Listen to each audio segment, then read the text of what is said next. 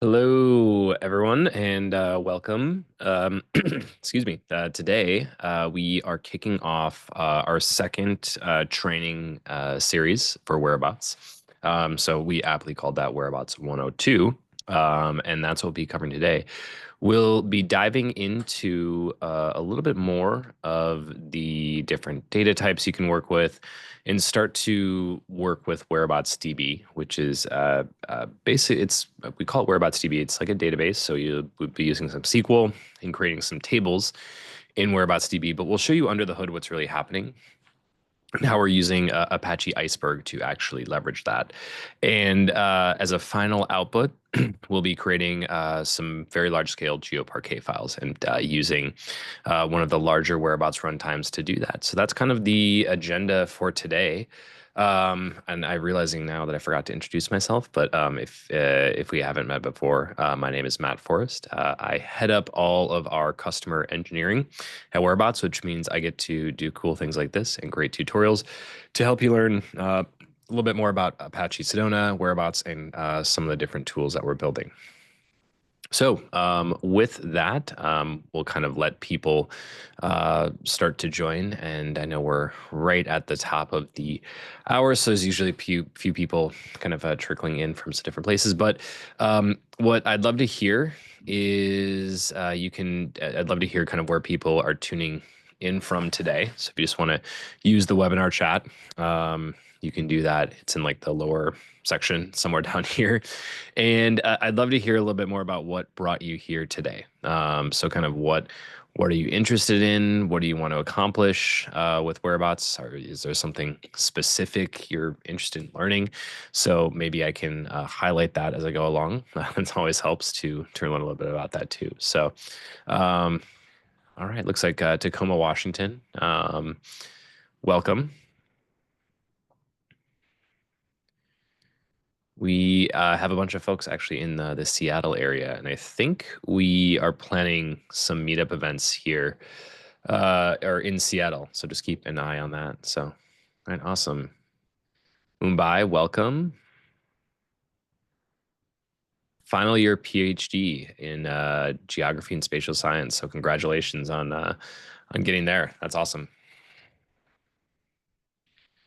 University of Delaware, I think that is that the Blue Hens? I think is the mascot, if I remember correctly.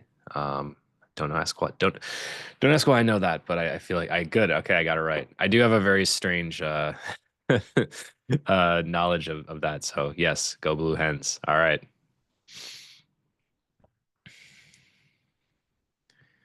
Cool. And then yeah, if you want to, as we go along here, just let me know kind of what you're interested in kind of learning today, and or what brought you here. That definitely helps me kind of as we do more of these tutorials. I have about, I think in this like 101 series, introductory series, we'll probably have about 7 tutorials in total from end to end.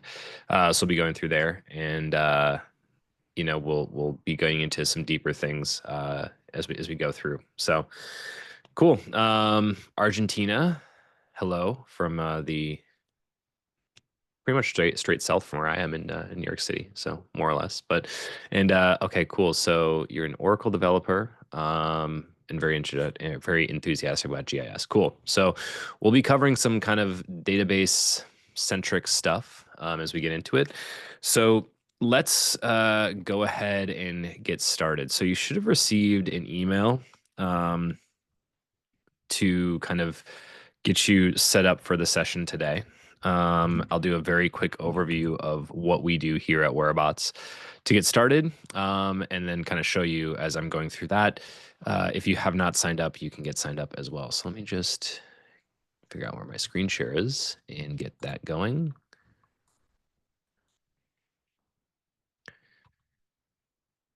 Okay, so I think you can see my screen here. If you haven't signed up yet for an account for Wherobots, we'll be doing 2 different kind of demo versions today. One will be on our our main runtime, which is the community version. So that's, anyone can access that. And then one on our pro version. So if you haven't signed up before, and since I'm signed in, I probably will need to do this in a different window. Let's just do that here. So if you haven't signed in before, go ahead and click Try Wherobots.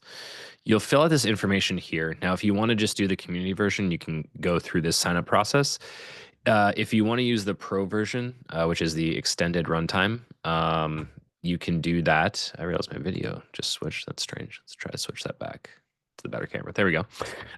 If you want to use the pro runtime, which we'll be doing to generate the large scale GeoParquet files, you can go to AWS Marketplace and you can actually sign up for that here. And this comes with like $400 of free credits. So you can actually get a bunch of free credits to use that. So all you need is just an AWS account. This will walk you through that, and then you'll get access to those free credits to go ahead and use the higher tier of the runtime. So you can do all of that there if you haven't signed up yet, but just here, go to wherobots.com, try Wherobots, and that'll get you started. So just to give you, if you haven't seen these slides before, I'll just do a quick overview of kind of what we do. But Wherobots is based on Apache Sedona. So Sedona is an open source project. It's a functional layer for performing geospatial operations on distributed computing environments. So it reads in from multiple different sources of data, primarily file-based formats that is stored in cloud storage, like S3 and other cloud storage systems. It's used in quite a bit, and it's a very fast-growing library.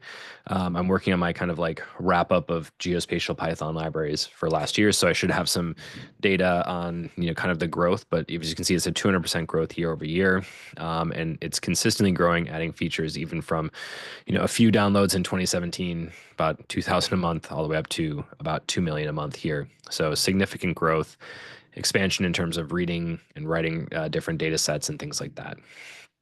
Now, what Wherobots brings to the table is basically a compute runtime that allows you to run Apache Sedona at scale.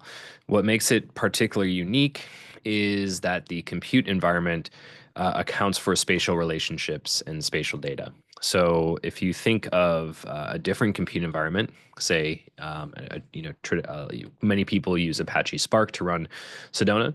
Those compute nodes are not what I would call spatially aware. So they work with your normal data sets, but they don't work with spatial data per se. We know that the folks that are using Wherobots are going to be using spatial data, so it's optimized to do those types of spatial operations. It makes it about 20 to 60 times faster than, say, Apache Sedona plus Apache Spark, or Apache Sedona plus something like Databricks or something like that.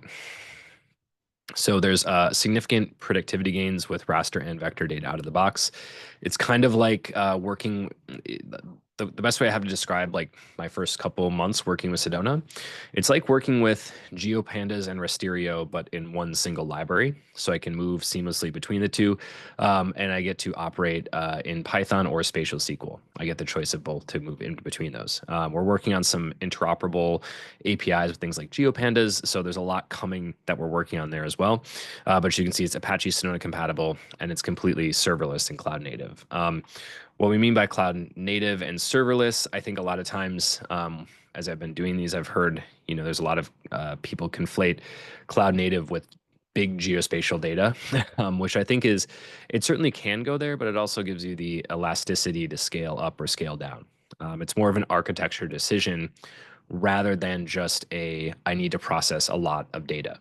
So we'll talk about that as I go through the workshop to say, here's why you can do this on small data, or here's how it would work on big data, and all the different kind of pieces that you can do there. The product architecture sort of looks like this, is where you have your data layers here underneath. So you can pull in data from things like AWS S3, different data warehouses like Snowflake, or even BigQuery and things like that, or even PostGIS. You can process open data sets. And then we have, where our Wherobots DB comes in is leveraging Apache Iceberg and Apache Parquet, or in this case, GeoParquet, to store our files, which is what makes up Wherobots DB, which is right here. We'll be using the spatial notebooks, which write SQL and Python.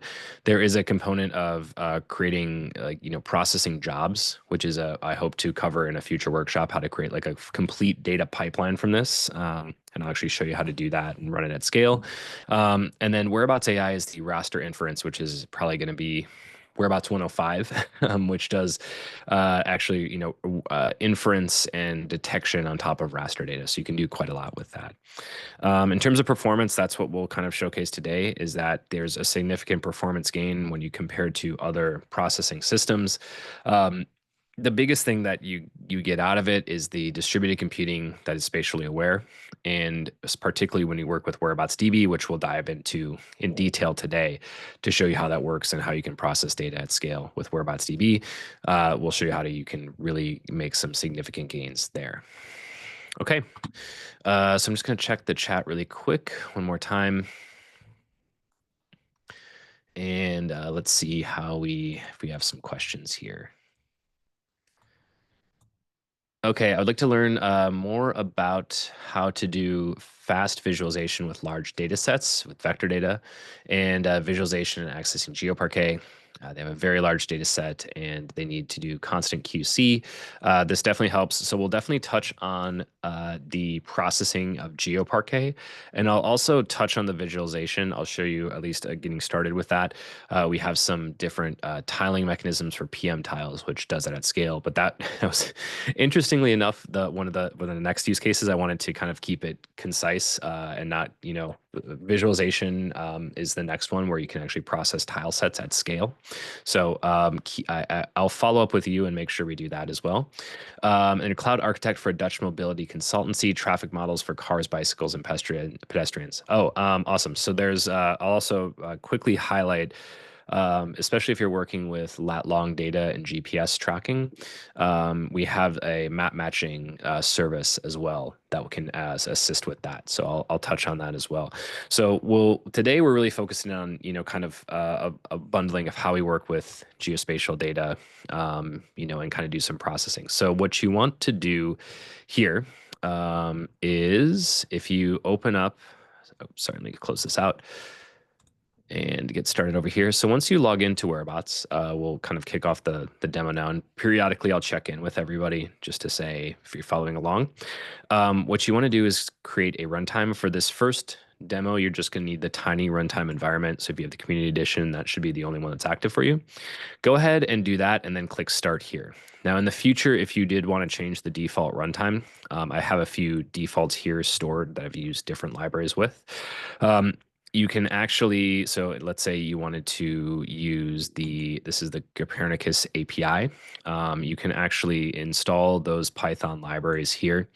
You do have to specify the version number, and then that will set up here, and then you can save that as an environment preset. So you can save those there. So all you have to do is click start. So just to demonstrate here, this is going to start your compute environment for you. It takes a few seconds to get started. I'm going to get rid of my old one here. So if you're following along, go ahead and click that, and then I'll show you where to navigate to get access to your notebook, and you can get ready to go from there. So we'll be opening a notebook, and we're going to be processing a few different example data sets just to show you how to load different spatial data types into Apache Sedona as a data frame. We'll show you how to do some, kind of lightweight processing, and then ultimately store those data sets in Whereabouts DB, which is the database backend. Now, once this spins up, I'll just point out a few other things as we go along here. We have a few spatial data sets that you can start to work with. So you can see here there's Whereabouts open data. So we have some of the Foursquare places data set that they've released, Overture Maps versions as well. So you can get access to all of those data sets. And what you'll notice here is that, let's click into Overture, for example.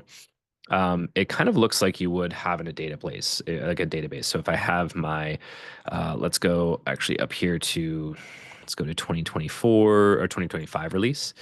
As you can see here, I have, let's go into the buildings. You can click into buildings here, and you'll see this kind of looks like a table. I have this sort of table name here, Whereabouts open data, Overture, buildings. And then you see I have a database schema, as you would look like a normal data set or a database schema. And then I have this thing, which is this JSON file. What you're looking at here is basically an Apache Iceberg table schema. Um, and Apache Iceberg is pretty unique. We'll actually create an iceberg table on a catalog and show you what that looks like under the hood in the demo. But it's basically a set of Parquet files, and it has this really lightweight JSON schema here that basically contains the metadata and then has some history files as well if you did inserts or updates or deletes. So it provides you a full kind of transactional database or schema on top of Parquet files. So you can do analytical queries because Parquet or GeoParquet is very efficient for that. And you can do, these full transactional database workflows, which is the other huge advantage of that as well. So that's what we'll be creating there. Just to give you a sense of what that is, this is a spatial catalog. And then you have your own storage here that you get with an account. We'll be using that, but you can connect your own S3 storage at any time up here simply by creating a storage integration. And that will allow you to also create your own Iceberg catalogs there as well. So once the notebook's started, you can just hit open here. That will open up a notebook environment for you. And what you want to do is click over to examples. I have some other folders here. If you do want to save some notebooks, you can create a new folder or save them at this top level, and those will persist. If you make changes to the examples, those get overwritten every time you spin that up. So just keep that in mind. You'll go into Python here and then into onboarding as well. I'm just going to zoom in since I didn't do that last time. I kind of had I know it was kind of hard to read, especially in a screen share. And you'll see a couple notebooks here. If you didn't catch our session last time, we did this Wherobots like 101, which is part 1. We're going to do Wherobots part 2, loading data here. So you can open that up, and there's a few different kind of text cells that walk through what we're doing here. So if you want to open this up, we'll talk a little bit about the goals for today. So what we really want to do is talk about how to understand to work with a wider set of raster and vector data types within Wherobots and Sedona. Now, like I said before, Sedona is our functional layer, so a lot of the functions you'll be working with and learning are from Sedona. Those are transferable depending on where you may or may not be running Apache Sedona. And Wherobots DB is sort of the runtime that we're creating. So that's the analytical power that's powering this. So what we do, and this kind of just gives you a sense of this, is that we have the Apache Sedona integration. I always double click on that because I try to highlight it and I realize that it will open the cell for me to edit. So we have the scalable database that's built on Apache Iceberg. We Apache Sedona integration, which will allow us to run our spatial queries. We'll also be talking a little bit about out-of-database support for rasters, which is basically pointing to a remote file data set or a raster file and reading that as an out-of-database raster, which is a pretty unique thing, and talk about tiling, which maps up to the cloud-optimized GeoTIFF schema. So we'll be talking a little bit about that.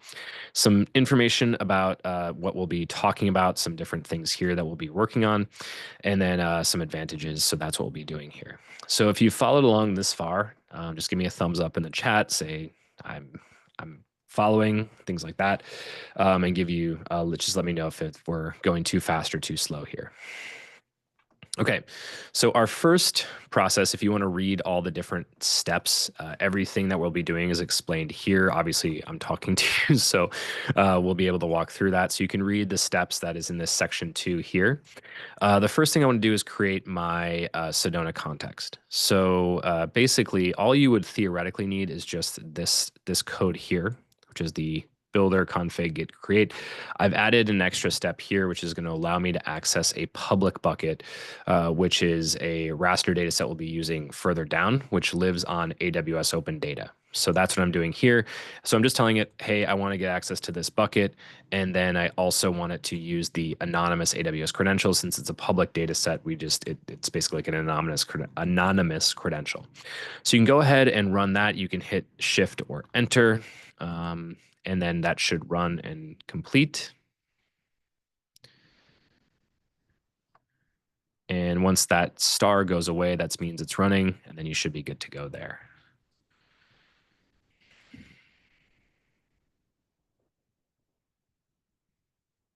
And I got an error here. That's okay. Don't think that's I think did I run that on the, yeah, I know what I did wrong. So you shouldn't get that error. I ran that with that extra runtime. So that's an error on my part. To spin up on runtime, I did get, there's like a conflicting NumPy version with that specific Python package, but you shouldn't be getting that package. I might actually try to spin up a default runtime here as well, just as a backup. So bear with me while I do that. And once you set up the default runtime, you're just going to create this Sedona context. So this line of code, this Sedona thing is what we're going to be referencing that allows us to connect our Sedona functional layer directly to all of the functions that we'll be running as we go through. So that's what we'll be doing, and we'll pretty easily be able to run our queries and things like that. So let me just check if this other runtime is active, and I can get back to it there. So I think that's what's slowing me down here.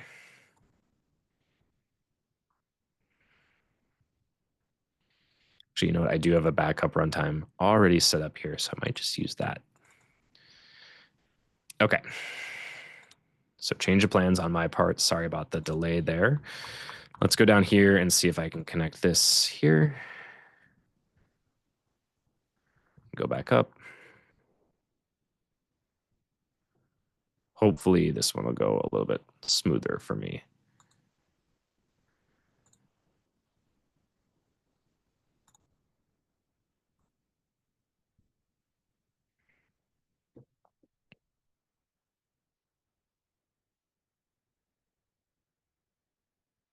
So as that loads, what we'll be doing here is just taking a look at a bucket of data.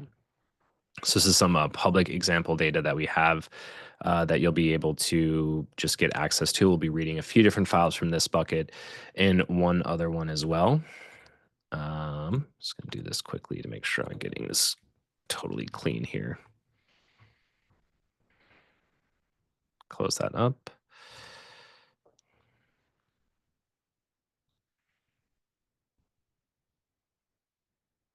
And we'll be basically looking through each of these. So I'll go ahead and proceed since I already have everything stored in here. So I didn't clear everything out, which is good. And you can kind of follow along as well. So what we'll be doing here is just be importing and doing a quick read of the file list. So this is the code that's just going to read through all the data that's in those files. This is from some data from the original onboarding step, onboarding workshop. So if you run this, you should be seeing these different files out and all the different data that's there. So there's a GeoTIFF file and a Parquet file. So we'll just be loading the vector data. So we want to walk through a few different scenarios of loading vector data in. If you're hitting any issues like I am, just let me know and I can kind of check on those. But your runtime should be starting. If you're hitting any issues, just let me know in the chat and I can check on those as well. But basically, there's a few different formats. This is not a complete list of all the different formats that you can load in, but we can work with GeoParquet, GeoJSON shapefile, obviously CSVs that contain either latitude or longitude, which is what we'll be working with today, or even things like well-known text. You can also check out the docs, which will talk about all of the different types of data that you can load in. So if you want to load in geometry data here, we can even load those in from sources like PostGIS. We can read a Python GeoPandas data frame, even data from Shapely, Snowflake, and AWS PostGIS as well. So there's a few other sources that you can take a look at, which we can look at in the future as well. But just for files today, that's what we'll be primarily working with. So that's what we'll be doing. We're going to be going and loading in a GeoParquet file, showing you some different functions you can use to access that. Looking at GeoJSON data, some shapefiles, and some geometry data that's stored in a CSV. So that's what we'll be doing here, and I'll open up the code for that section. So let me just make sure if my runtime is still not connecting, so I can at least proceed here. Is everyone caught up to this step? Just let me know. You can shoot a thumbs up in the chat and make sure that everything's working on your end.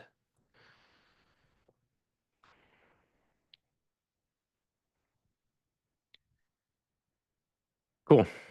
Okay. It might just be my computer then for some reason. Okay, very good. So let's take a look here and you can kind of follow along. What we'll be doing is loading in that first GeoParquet data set. This is just a single file GeoParquet. We'll be working with larger data sets in a minute. And you can see here, I'm just going to create this vector data frame. Once again, I said, I'm going to reference that Sedona context quite a bit. So sedona.read.format GeoParquet, and then you load that path. Since it's on cloud storage, that's going to be the most optimal place for it. This means that your data is secure on whatever cloud storage system you're using, in this case, AWS S3 storage. And basically the compute is going down to the data. So there's no kind of like data transfer. It's basically running it and transforming it in place, which is a big advantage from a security perspective. So to see what the schema of the data looks like, you can use this .print schema. We covered this last time. And then if you want to see some of the data here, you can use this .show function just to get a quick view of what's in that data there. Now, GeoJSON, if you're not familiar with some of the GeoJSON data sets, there's basically two different types of GeoJSON. One is basically a nested GeoJSON, which is what most GeoJSON data sets are. And then there's new line delimited GeoJSON, which means that everything is on a single row. So it's like a geometry and then all of your data. Most GeoJSON looks like this. So this is a data set of New York City neighborhoods. It's from GitHub. It's produced by Hodges Ward Elliott. Tim Keeley over there produced this. And I actually like this data set because it actually represents like real neighborhoods in New York better than the official neighborhood boundaries. So it gives you a better idea of like how people actually name things there. And you can see the data here in the raw format. And basically you'll have this like giant group of like features here that are kind of nested features and then properties tied within the feature. So it's kind of a strange like nesting that happens within the data. And you can kind of see here what's happening when I read that in is that I have my geometry at a high level, and then nested in my properties are all the rows that you would want to associate with that. So we kind of have to break that out.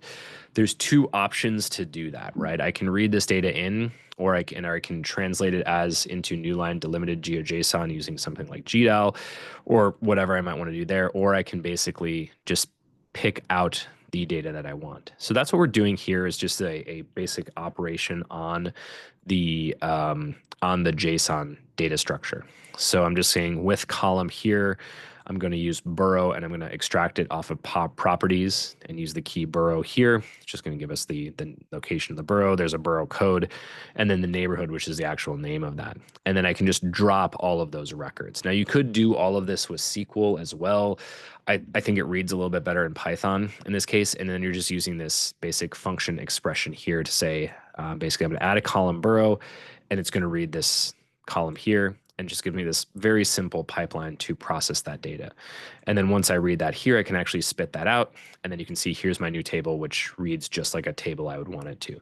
So if you ever dealt with GeoJSON data, that's kind of what's happening there. Just check if all my runtimes here are all working. Just still loading up. See if the other backup one is booting here. I can also run with that too. Okay.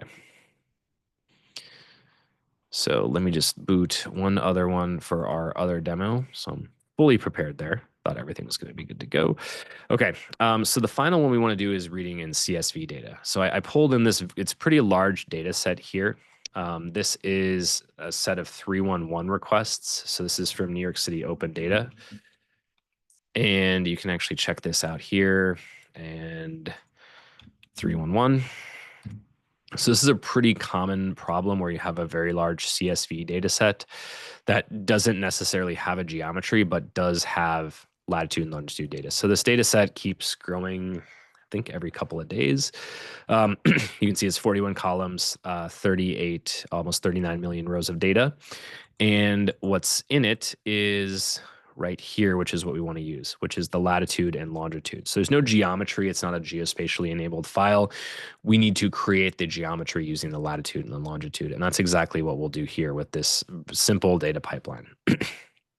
So what I'll do is I'll tell it to, I created that data frame already. So Sedona read format CSV. I told it to use the header here, and you can run these cells as we're going along. So there is a header, which means that that first row contains the column names, which is why you get these nice column names here. You can do even more with this, like to kind of tell it to, lowercase the names or add in underscores in the spaces if you want to. So there's options to do that. And what I'll do here is basically turn this into a CSV that has a geometry. So if you see here, I'm reading the format again. I'm just overwriting that, doing the same thing as I did with the header, load the CSV path, and I'm just telling it to add another column here. I'm going to call that column geometry, and the function to create that is here. Now, this is basically a simplified spatial SQL statement.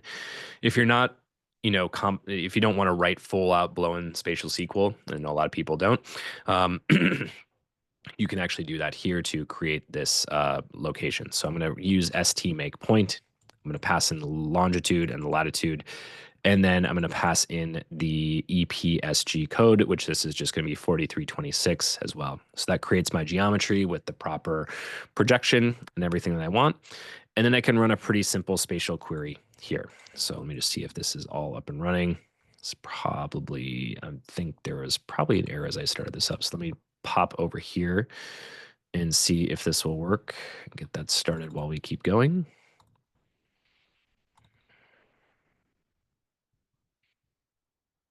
Okay. And then we can drop down here. So if you are up to this step, just let me know. But basically, once that all connects and runs, what we'll do is be basically reading this here as the CSV data frame. And then what I'm doing here is creating a temporary view. So that creates a sort of a temporary table in the context of this notebook. It's not going to be like any stored anywhere, which is where the Wherobots DB work comes in. So we'll be covering that here shortly. And once I have that, then I can actually use that in a full-blown SQL query like you see here. So what I'll do here is I created a simple polygon, WKT polygon. This is roughly around the area of Madison Square Garden.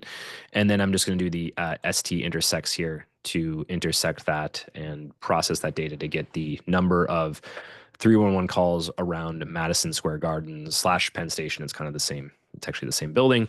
So you can get roughly the amount of calls there. But you could pass in anything here to get that and get that query and get that up and running. So once that passes through, you'll show that and it should spit that out. And all I have to do to get the count, there's a few of these like operations on data frames that I can use to actually process that and get that out. So I get the filtered data frame and it should give me the number of rows within that. So that will press in as this all spins up and runs. So let's just hope that gets up and running soon. We'll go from there. Has anyone got up to this step here so far? Just give me a thumbs up and let me know if you're here and following along.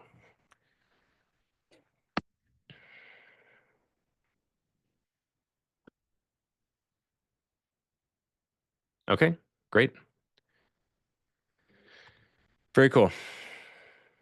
So now we'll pop into raster data and talk a little bit about rasters. So specifically with raster data, we are starting to increasingly work with more of the cloud-optimized formats. Now, GeoTIFF and cloud-optimized GeoTIFF are effectively kind of the same thing. A cloud optimized GeoTIFF has this concept of tiles, which I'll show you kind of how that's done and how you can effectively map to that and create this out of database reference, which is on a raster data set that we'll be doing.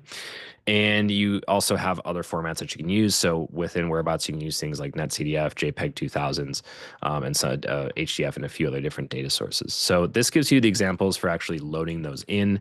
You kind of create this binary, you reference to like a binary file since it's an image, and then you create the reference to, if it's from a GeoTIFF, different things like that. So you can reference that in the documentation here.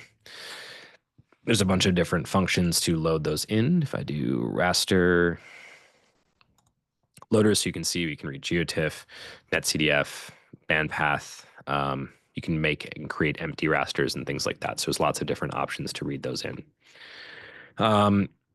What we'll be doing is basically reading in, and why I created that original S3 reference. If you remember at the very beginning, I'd see here now that I'm up and running, I need to create the CSV path.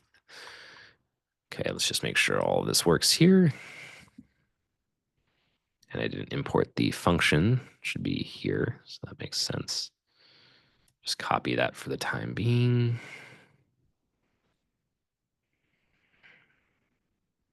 Okay, there we go. So now everything's up and running for me. Perfect. So let's pop down here and let's take a look at that raster data set. So the raster data set we'll be looking at is this data set here. It's a 10-meter annual land use cover.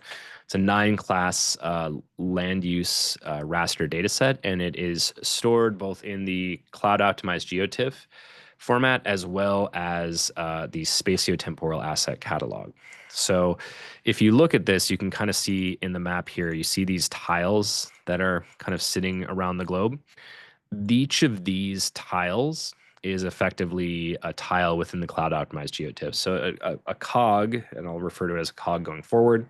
Let's imagine I have a giant raster of the world and I want to split it up into individual grids. And that is basically generally done by latitude and longitude. So you're splitting those up by different, views here. That is kind of how they split those up. So if I click on this one, you'll see that this is an individual tile in this area, and that's storing basically between, I guess, 59, this is like 59 west, and then some other longitude that goes across that, which you can kind of see, get some metadata information about that specific tile in the cog. Now it's not that that's an individual raster. It can be split up that way, but the spatiotemporal asset catalog allows us to do some things. If this was a temporal data set and I had multiple views over time, I can filter to a specific time, or I can filter to a spatial extent. So imagine I have a bounding box and I want to look at this area here. What I can do is submit that, and it should give me just the data I need. And you can see here that, oh, this is a temporal data set. So this goes year over year from 2017 all the way up to 2023. And in 2023, I have this tile here, which is what we'll be actually be reading in and pulling in that one tile. So each tile has like a supercell ID and stuff like that. So this is what a spatiotemporal asset catalog is. It allows you to search and look at and filter to different raster data sets, generally mapping to a cloud optimized GeoTIFF, which contains tiles like this. And this is what the back end of that looks like. You can see here that I can read some information about the catalog. I get some information about it. It's the same information you saw up here. This is basically just like a nice UI to view all of that data. And most importantly is this URL. This contains a GeoJSON reference, excuse me, to all of the different data in there. And most importantly, the files of the bands. So you can see here that this has no data, water, trees, flooded vegetation, so on and so forth. And then this contains a reference to all the tiles. It's basically a GeoJSON of all those tiles that you saw. So when you see this kind of blue square, that's mapping off of something like this, and I can get information about all these tiles. Now, what's unique about Wherobots is that we can basically reference out to these different data sets pretty efficiently, and actually read those in remotely. We're working on and releasing right now, it's in like a beta view, but basically being able just to read this endpoint and load that in as a table. So that's going to be coming in a future session. So you can see here, instead of loading all of the individual tiles, you can actually load that entire collection URL, just like it is here. And then that will load that entire GeoJSON table that I referenced before. And then from there, you can turn that into an out-of-database raster, which is what we're doing today, just on a very small scale.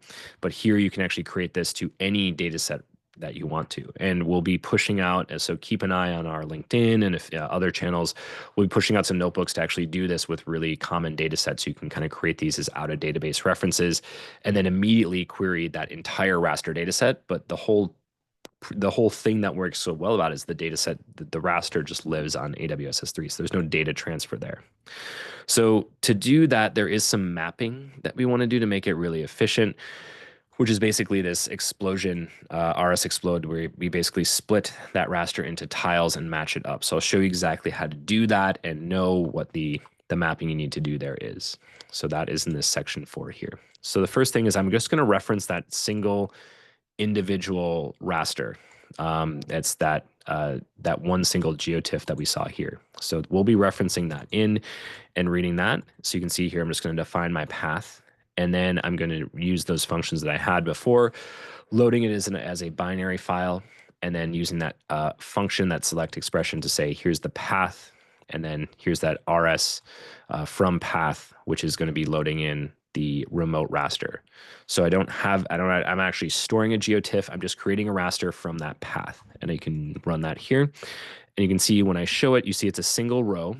And then I'm referencing to this, it's called lazy load out DB raster. So it's basically loading a reference to that raster data set that lives on the web. And I'm just going to create a very quick temporary view here. And what we'll be doing here is actually just referencing and querying against this single location. So this is a location in Minnesota. I'm going to basically reference and see if it correctly has categorized this land, which is, as you can see here, a farm. And we'll just be basically referencing out to that. So what we'll do is now actually query that here and just do that selecting of the value and get that back. So it's going to query that single location and it's going to give us that back, which is exactly what we wanted. So that's kind of how we load and reference to that out of database raster. We're not doing anything specific or special. We're just creating a remote reference to that. Now, once that stack reference is done, it's actually very easy. You can actually reference the entirety of that raster data set and call it out there. So there's a few different operations we can use to actually query that and figure out the tiling reference. So that's in a future tutorial that we'll do, is actually going through and saying, how do I collect and know the tile size and the metadata? It's actually pretty simple. So we could just show you a brief preview of that here.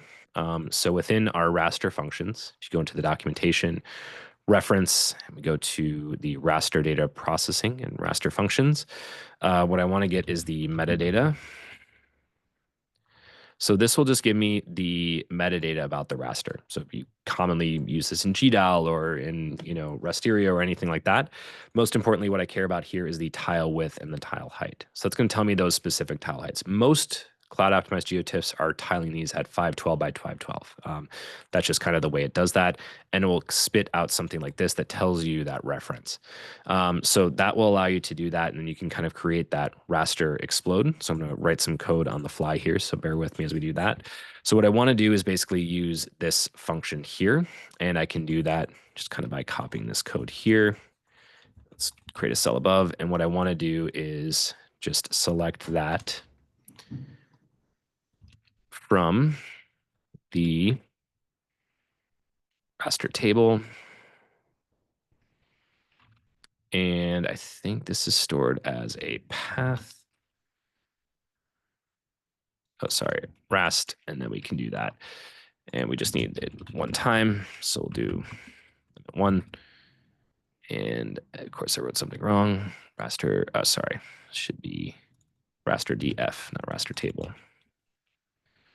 So what you'll see here is we'll get this out, and you see those are the different values that provide that metadata. And most importantly here is our tile height and tile width. So what that's telling me at the end of the day is that all of these tiles are 512 by 512. Of course, our projection is stretching them out, making them look bigger than they are. But that's what we'd be creating that tile reference to. So we have a direct mapping in our out-of-database raster directly to that from there. Now, you can tile these on your own if you wanted to. There's different tiling methods that you can do here if you want to, dive into that. It adds some efficiency, but it adds the most efficiency with those out-of-database rasters, and you can do that. So for like an in-database raster, you can certainly tile it, but effectively what you're doing is kind of creating your own cloud-optimized GeoTIFF by doing that reference. If you want to get ahead and read a little bit about that here, I'd point to the raster documentation and basically loading that from out-of-database storage. And if you can see here, divide and explode those out-of-database rasters, that's effectively what we're doing. So just as to preview to that here, what I can do is kind of do that operation on my raster data set here.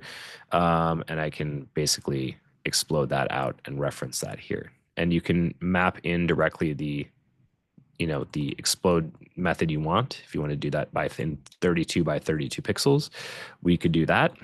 And then that would create a different reference here. It's raster, of course, got the wrong column name. Column width, let's see. Let's try that. Why is that not working for me?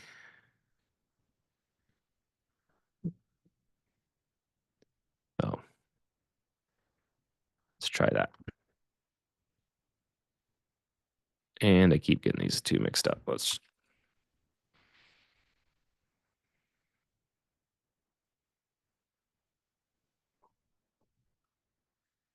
see here. Let's just do one of these. This is the always the tricky part about writing code live, but figure that out here. So that should be. Oh, I know what I did wrong here. I think just copy that whole thing. Start from the beginning. If I don't get this right, then we'll move on.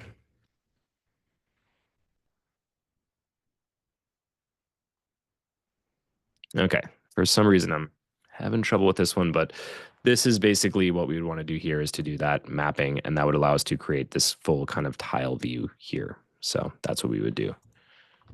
Let's just try that again. Yeah, I think it's a column name confliction, something like that. Okay. So sorry about that. Is everyone up to this step here? And then we can move into the GeoParquet kind of file creation from there.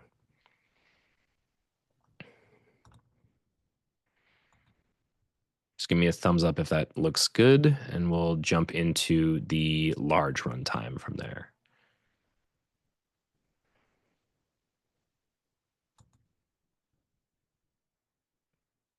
Okay, is everyone following along? I just want to make sure. So if you give me a thumbs up or say I'm lost, I can jump back and figure that out.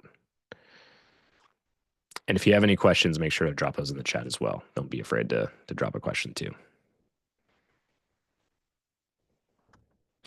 It is, yeah, I'm naming them the wrong thing somewhere here. So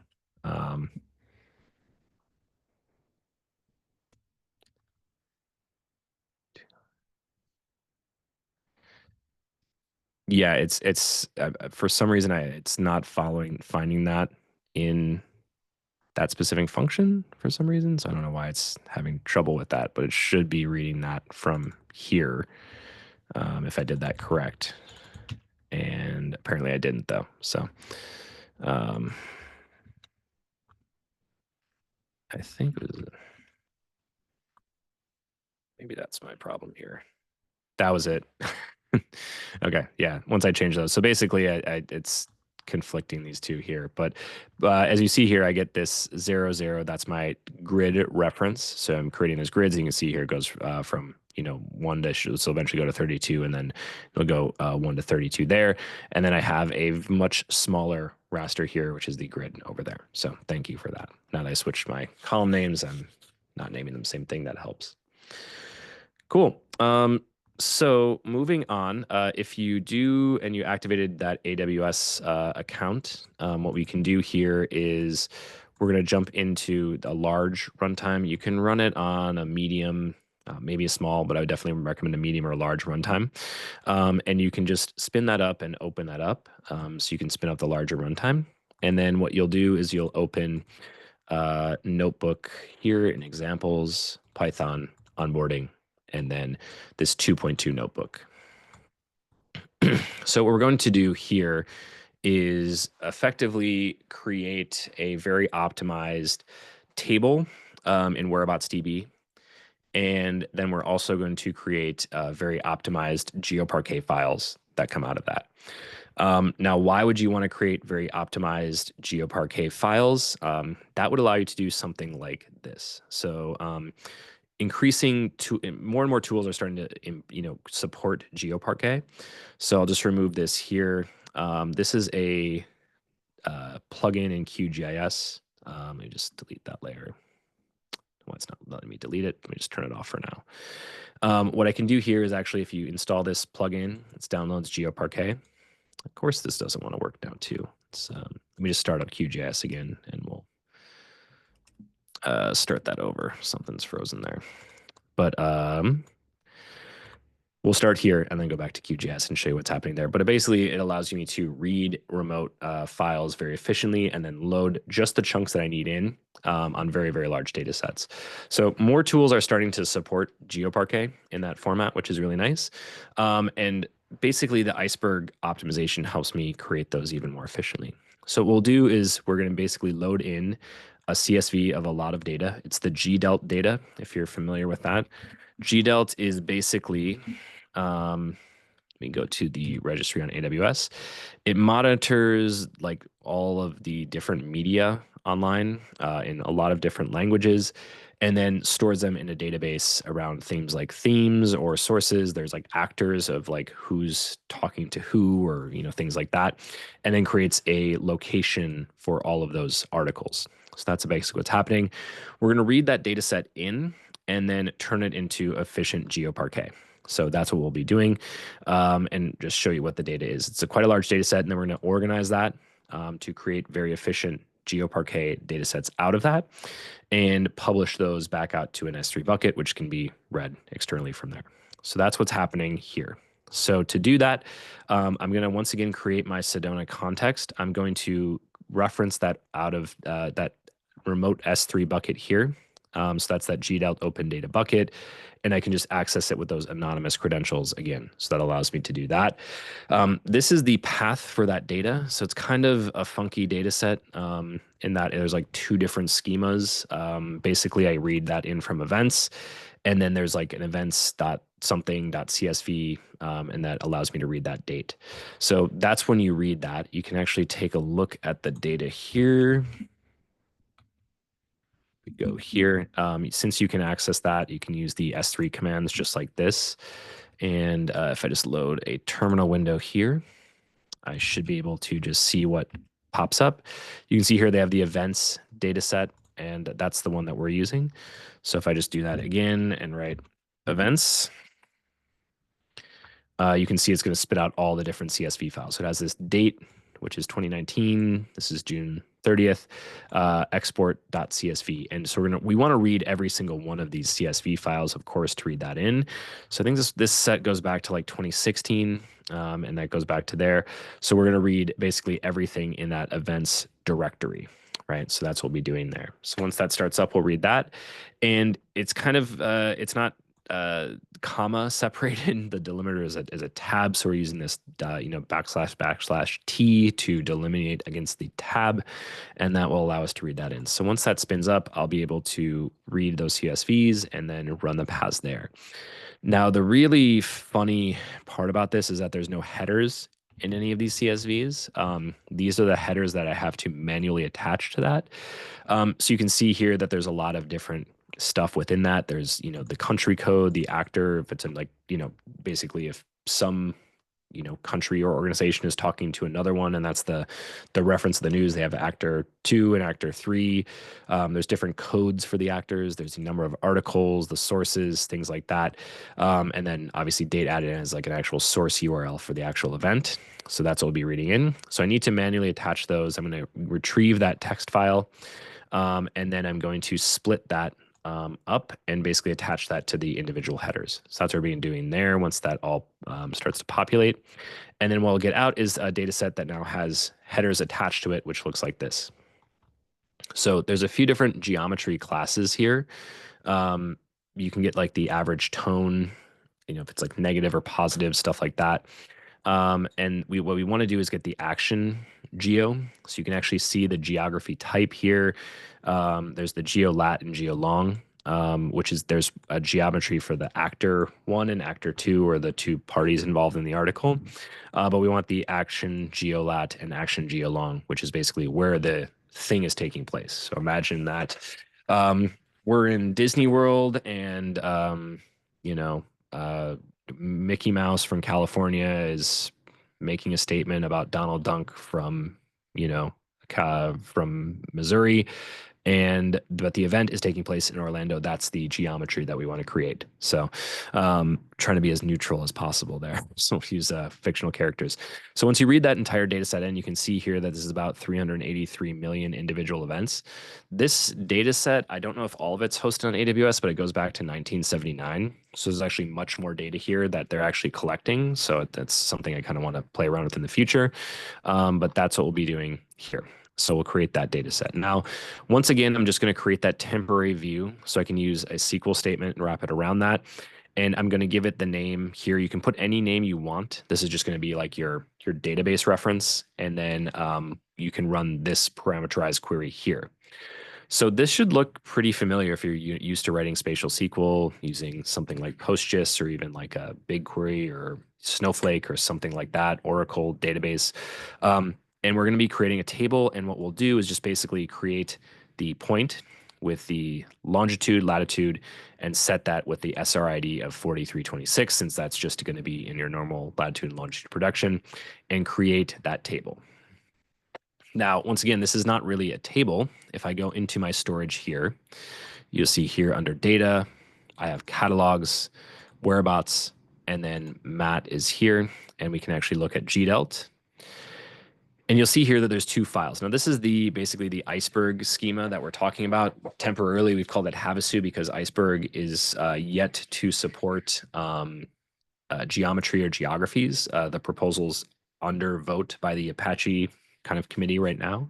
So if that goes through, we should be able to merge that in, and then everyone would be able to read these effectively. So in the metadata, this just kind of tracks the changes to the data sets I've made. So it keeps a record of all the things I've done in the data set here. So as the data set's been updated or changed, it stores a historical view of the metadata here. And then these .avro files, they store the history of those changes. So I have a complete history there. In the data set itself, it has the current schema in the JSON, and then I have all of these individual Parquet files. So what's really nice about this is it does its own partitioning under the hood.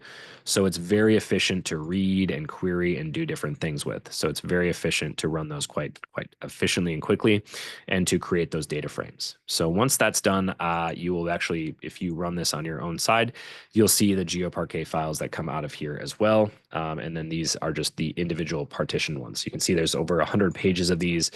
I don't have to think about this. Iceberg effectively just does this for me and makes it super efficient to do that. So that's all handled. And now you have this as a table reference. That Iceberg catalog can get ported into a number of different places. Right now, you have to read the geometry as well-known binary. But in the future, once the geometry is fully supportive, you could basically take that catalog and push it to things like DuckDB or BigQuery or Snowflake or many other places, and it will create a table reference, but you're not importing any data. You're just referring to that catalog from there. So that's a really nice advantage of that. So this is taking, again, very long to stand up, unfortunately, which I was really hoping we could run that. Let me just try another one here, see if this one wants to behave. And let's go here, see if this one is going to work for me. We'll just use the one we had existing.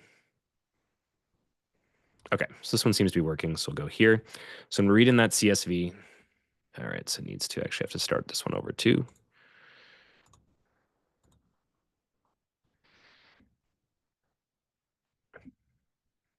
All right, between one of these two will work, sure.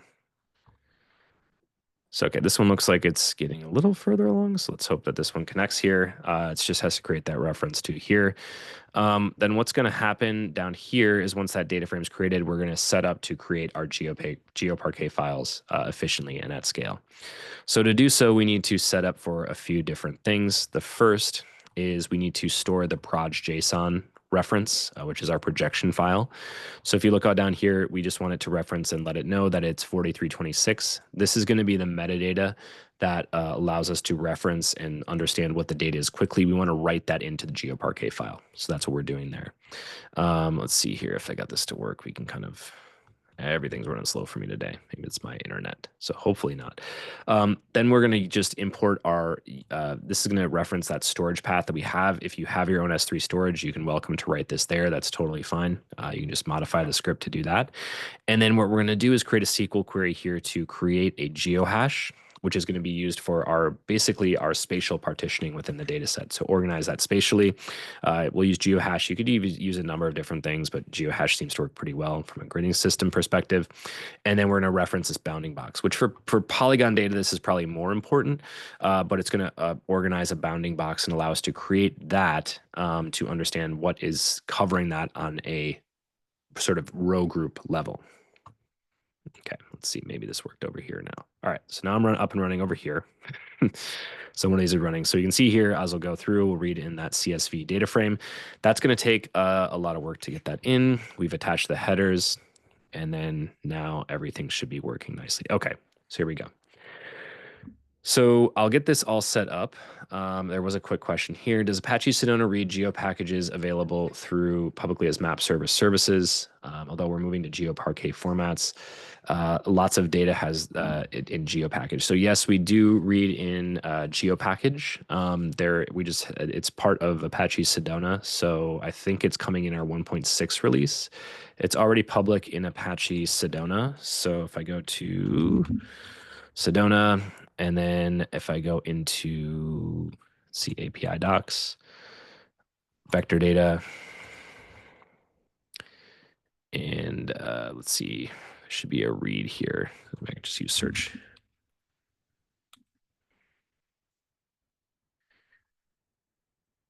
Where is it?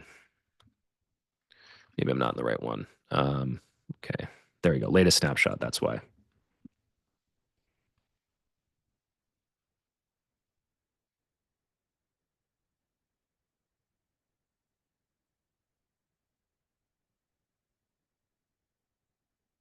There we go. Release notes. Okay, so we had a data frames for GeoPackage here. So yeah, you can read those in as GeoPackage. I can find the exact function reference here, but that's a new release as of 1.7. So that goes, will roll into the new release in Sedona. So that should be coming very soon. So you can read those in and then transition all those out to GeoPackage just as I did here. So you can read in GeoPackage, turn it into a table just as I'm going to here. And this is just going to create that table. I've already created it, but we'll just write over it since it's the exact same thing. Under here is you're going to see this. This is going to tell you how many stages it's running. Basically, the process to create this is pretty simple. Once I have that data frame read in, it should move along pretty efficiently here to create that table. And then now I'll have that new table. So then the last bit is actually creating the GeoParquet files. So jumping back to that, and I'm going back and forth here quite a bit, which I apologize for. And basically, is the script to write out to our GeoParquet file. So what I'm doing here is I'm going to partition it by the geo hash. This basically allows me to split it up and partition it. You can partition by many things. You can partition by a name, a text field, a number, whatever. Of course, partitioning by geometry helps me when I want to search by like a bounding box and make that more efficient. So we're going to give it kind of an arbitrary number of 30 here to split that up. Just kind of knowing the size and structure of our data. There's a few different tips we can get into on how to specifically pick that number, but that allows you to split that up. And then within the row groupings, right, basically within Parquet, it chunks up rows, even though it stores as columnar data. It will basically have a row group of like 100,000 and stores some metadata of, let's say, that 100,000. It will have the bounding box for that 100,000. So all of this organization, the partitioning plus the row grouping plus the bounding box, makes it just super snappy to export and download and read and do all these other operations that you want to do. So the first two things that I'm doing is we're going to repartition it by the geohash, which will organize it spatially. It'll sort them by the geohash, again, which will sort it much more efficiently within that grouping. And then I'm just going to drop that extra column that I have here because I don't need to keep that column around. I can actually get rid of that. And then I'm going to basically write that out. So the format is GeoParquet that I'm going to write to. I'm going to use it the 1.1 version. I'm going to have that bounding box. I have the CRS in the metadata, which I'm storing from that proj JSON. And then I want to save it with the snappy, compression, right? So I want to have it so that it compresses the individual Parquet files efficiently. Snappy is basically like a zipping structure. You can use, gzip as well. Snappy, I think, is a little bit faster to write as well as to unpackage. So there's some advantages there. If you want smaller file sizes, gzip will be better. It may take longer to write out, but there's no like hard right or wrong there on how to do that. So let's just go through the rest of this here. I'm going to create that function here, and then we'll just write this out. So this will start to write those GeoParquet files. What they look like at the end of the day, since I already did that once, and you can go in the data here, see the customer, and then I'll go into that gdelt snappy folder is here. And you can see here that I have all of these individually structured Parquet files. I wanted each one to be about a gigabyte. maybe a little bit under. So you can see here they're about 820, 986. They vary a little bit based on that partitioning, but there's not a ton of individual files here, which is great. So each of these represents a chunk of that. And within that, it has all of that organizational structure I placed into it, from the organization, from the geohashing, the partitioning, the ordering, all of that's in there. And then it contains that bounding box that makes it really efficient to do things like this. So now that I've opened up QGIS again, this is kind of a common operation I've started to hear, is like many people are like, we're still in a very desktop sort of centric GIS system, but we want to be able to share out really massive data sets and have people pull those in. So what I can do here, this is a GeoParquet plugin. You can just download that using the plugins library here. It should be accessible if you go to here and GeoParquet. You should see this, and allows you to download that and load those in. So what I can do with that is basically download and read here. Let's go to Source Cooperative. This is a data set I published previously. It's US structures from the Oak Ridge National Labs. And I can hit OK here. It's going to validate to that data source. I use the same writing structure so you can kind of see what this looks like in practice. I can store it as GeoParquet, or I can actually spit it out as a geo package, which is what I'll do today. I'll hit save, and then it's just going to download the data for this bounding box, which is really nice, or the bounds of the maps that I'm looking at. So this creates that very efficient way to like read that data in on a very large data set that's 300 some buildings, 300 some million buildings, or yeah, something like that in the US. I can't actually, no, that was 300. There's 300 million in GDEL. There's 162 million in the buildings data set. I'll load that in here and I can actually take a look at that. And Daniel had another question here. Formats do you see a use for case for flat GeoBuff for streaming medium-sized data? I'm going to bet on GeoParquet for a number of reasons. One is because I think it's the most advanced and it's where the most development's happening. Number two is, now that we have more processing frameworks like Wherobots and others, you can actually compress those and write them really efficiently. And then the third is with Iceberg. More and more organizations are moving to Iceberg. They're using it because it's a comparable catalog. It lives in storage. It's super cheap. So I don't need to like be storing it in memory in a database, and I can take that anywhere into any of these different things that I want to pull in. So it's really efficient to do, that type of stuff. And then even for, like a desktop GIS like this, I can read that data in really efficiently. I think I killed my QGIS, unfortunately, because maybe I read too much data there. So let's try it one more time. It worked earlier. So let me just try it one more time. The first time I actually read it into a DuckDB database. So if you have the DuckDB extension, you can do that. It works quite nicely. And I can open that here, and then we'll just add that layer into the map. I think, yep. So this shows me all that data loading, and you see how it's tiling here. All of that tiling is from that geohashing that I did. So it stores and allows it to even rendering in a desktop GIS, it allows it to do it really efficiently. So this is a pretty good amount of data. This is every building. I think I'd have to assign the projection. Sometimes that doesn't come across from DuckDB. So this is all of the buildings in like the Twin Cities metropolitan area. So if I zoom in here, you can see it's quite a bit of data that I'm actually loading in. So, but all of that compression, the writing allows me to deliver that data set pretty efficiently and then load that in. And I created that whole data set here, if you see, in just over 3 minutes writing from GeoParquet. And now that data is available to share. I can publish that, share it, use it, and push it across my organization. Now, that's really efficient, especially when you're looking at maybe a previous, kind of workload. If I was pushing this to a Geo server or maybe Esri server or even like PostGIS, this is super efficient because it's just in storage, which is very, very cheap to use and track, things like that. So that's kind of the version for today. We'll be also looking at how to do this with raster data. I know I had a few hiccups there on my startup time, so I'm apologizing for that. And I just want to open this up for any other questions. I see one from Warren. How can we track our consumption units within Wherobots? So you should be able to see that here in your organization settings. We have some different tracking. You can kind of manage some of the details here and compute requests. So you can track some of that information here. QGIS quit again on me. Thank you, QGIS. And you can actually see some of the kind of tracking here. We're adding some additional tracking so you can actually see some of those different kind of components there. But if you're in AWS and go through the marketplace, you can obviously track everything through their billing as well. So there's a whole ability to track and monitor and kind of put some cost controls in place with that as well.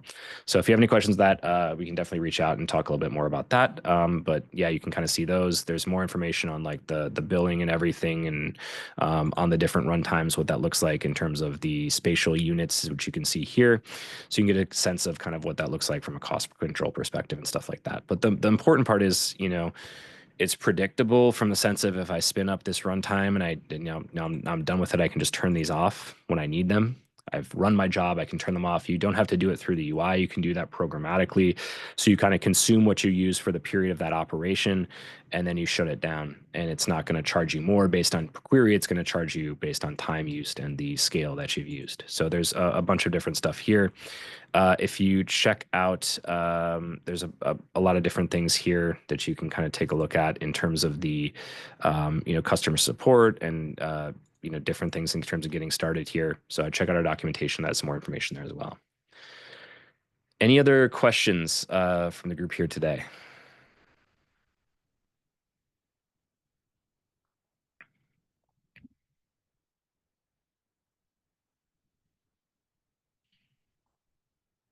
Okay. If that's it, yeah, thank you all for taking the time to join. I appreciate it. I'll be back with another one of these in a few weeks.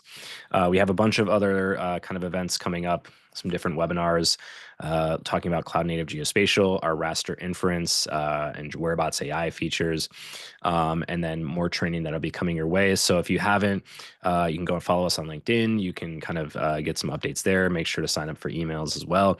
And if you're signed up for an account, we'll be sending some updates. But in the meantime, thank you all for joining. I appreciate it. And yeah, we'll see you next time.